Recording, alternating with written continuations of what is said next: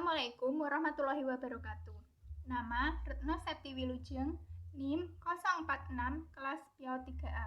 Di sini saya akan menjawab soal-soal dari mata pelajaran Inovasi Pendidikan untuk UAS, yang mana soalnya bagaimana menciptakan inovasi pendidikan di tengah masa pandemi ditinjau dari sisi kreativitas, suasana yang aman dan nyaman, teknologi informasi dan komunikasi, serta bagaimana giat-giat meminimalisir rasa bosan dan jenuh saat pembelajaran online. Yang pertama, saya akan menjawab bagaimana menciptakan inovasi pendidikan di tengah masa pandemi dari sisi kreativitas. Menurut saya, kita sebagai seorang pendidik dan orang tua harus bisa kreatif. Contoh, pendidik harus bisa membuat sebuah media pembelajaran untuk siswanya. Misal membuat sebuah video pembelajaran agar dapat ditonton oleh siswa. Sebagai seorang pendidik dan orang tua, tentunya kita harus siap dalam memberikan pembelajaran dalam bentuk apapun. Salah satunya ya menggunakan video yang dibuat untuk memudahkan siswa belajar.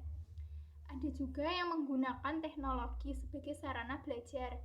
Memanfaatkan teknologi pada masa pandemi ini merupakan salah satu alternatif yang dapat digunakan pendidik dan orang tua dalam melaksanakan kegiatan belajar.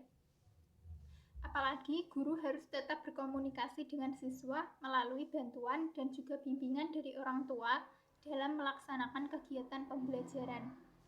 Selanjutnya bisa juga melalui radio ataupun TV. Kita bisa mencari channel-channel yang bisa membangun dan beredukatif untuk anak.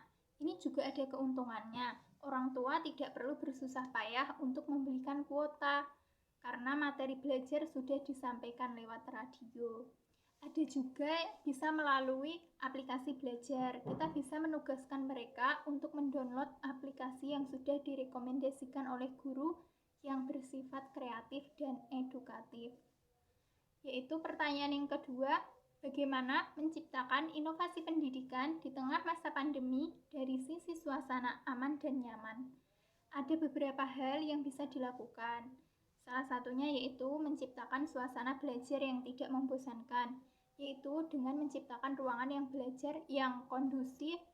Kita bisa menciptakannya dengan menjaga kebersihan, kerapian ruangan belajar, agar kita nyaman dan menjadikan pikiran-pikiran kita lebih jernih dalam menyerap materi yang akan dipelajari.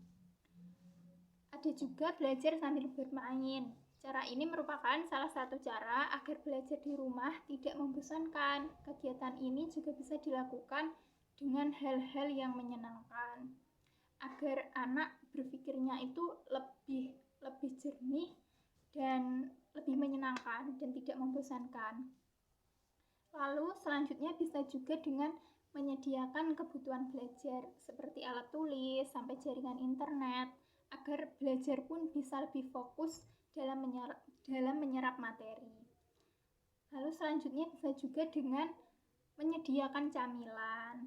Ini sangat penting juga menurut saya karena saat belajar di rumah ini bisa membantu mengatasi rasa bosan, jenuh, apalagi rasa lapar dapat menjadikan kurang fokus saat belajar.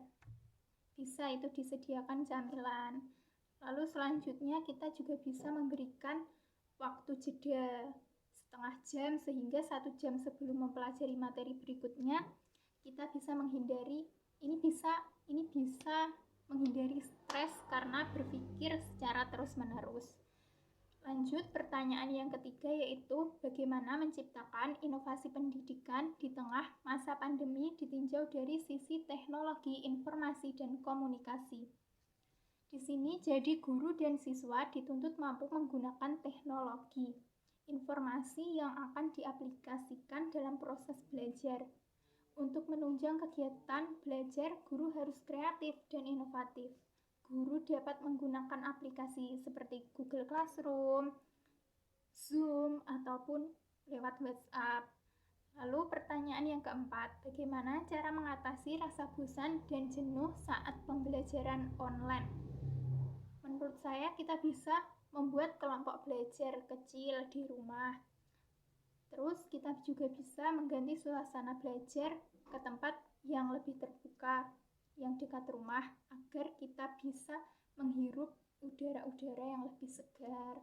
Kita juga bisa melakukan aktivitas olahraga ringan. Kita juga bisa meluangkan waktu kita untuk hobi-hobi kita sebentar. Kita juga bisa menggunakan aplikasi belajar yang mudah dan menyenangkan. Sekian itu jawaban dari saya. Kurang lebihnya saya mohon maaf yang sebesar-besarnya. Wassalamualaikum warahmatullahi wabarakatuh.